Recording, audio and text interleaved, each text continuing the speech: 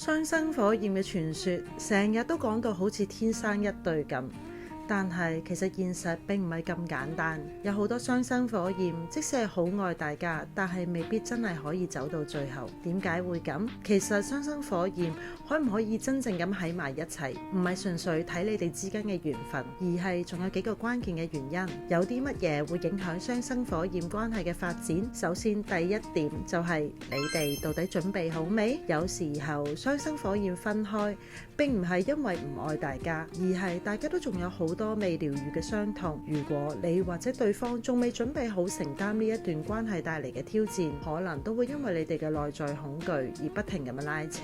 第二點就係你哋到底係真心相愛，定係只係投射對方嚟補足自己？雙生火焰關係就好似一塊鏡咁樣，但係最容易出現嘅就係投射，即係話你中意嘅可能並唔係真正嘅對方，而係你希望佢滿足你心裏面想要嘅一啲嘢。如果雙方都帶住呢一種投射嚟經營關係，咁樣係好難維持長久嘅穩定㗎。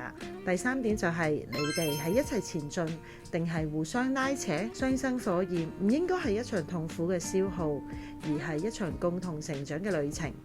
如果你哋嘅關係只係不停咁樣令到對方受傷，而冇辦法真正咁樣支持你哋向前行，咁呢一段關係可能需要重新咁樣調整方向，否則最後都只係會走向分離。咁樣點先可以增加你哋走到最後嘅可能性？第一點就係穩定自己嘅內在能量。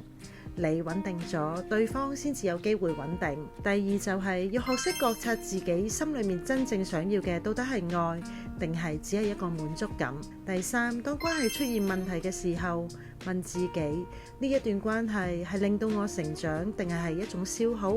其實雙生火焰最後會唔會喺埋一齊，並唔係話緣分天注定，而係睇下你哋選擇點樣去成長，點樣咁樣經營你哋之間嘅關係。你又有冇信心最後可以同雙生火焰喺埋一齊呢？留言話俾我聽啊！